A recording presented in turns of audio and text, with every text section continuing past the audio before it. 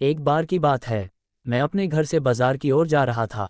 मेरे घर से बाजार तक जाने के रास्ते में काफ़ी सुनसान रास्ता पड़ता था। कुछ दूर के रास्ते में कोई भी नहीं रहा करता था। मैं रोज इसी रास्ते से बाजार जाया करता था। आज भी मैं इसी रास्ते से बाजार जा रहा था। मुझे रास्ते में एक लड़की मिली जो बहुत ही डरी हुई थी। उसे डरा हुआ देख मैं उसके पास गया और पूछा, क्या हुआ, तुम डरी हुई क्यों हो? लड़की ने कुछ लड़कों की ओर इशारा किया। मैं समझ गया। मैं अपने साथ उस लड़की को लेकर उन लड़कों के पास गया। मैं उन लड़कों को कहा, क्या तुम्हें शर्म नहीं आता है? काफ़ी कुछ कहने के बाद उन लड़कों को अपनी गलती का एहसास हुआ।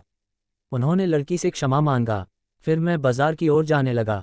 उस लड़की ने मुझे रोका और कहा, मैं यहाँ पर नहीं हूँ। मुझे रहने के लिए किराए का घर चाहिए। क्या आप मेरी मदद कर सकते हैं? मैंने कहा, ठीक है। मेरे घर में एक कमरा खाली था। आप मेरे घर चलिए। अगर आपको पसंद हो तो आप उसमें रह सकती है। अगर आपको पसंद ना आए तो मैं आपको दूसरा घर भी दिखा सकता हूँ। अब वह लड़की और मैं घर की ओर चल पड़े। रास्ते में मैं कुछ भी बोल नहीं पा रहा था।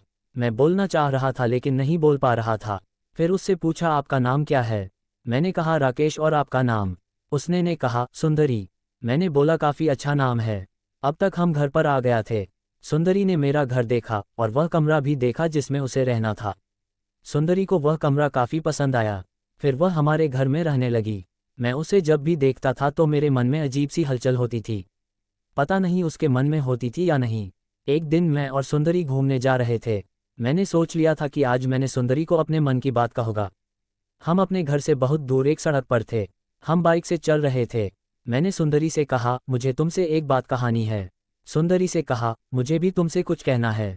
मैंने कहा, बोलो। सुंदरी बोली, मैं तुम्हें पसंद करती हूँ और ज़्यादा खुशी के कारण मैं अपने बाइक को संभाल न सका और हमारे बाइक का दुर्घटना हो गया। मैं तो बच गया लेकिन सुंदरी ने अपने जान को गंवा दी। पर आज भी मेरे दिन में सुंदरी जिंदा है।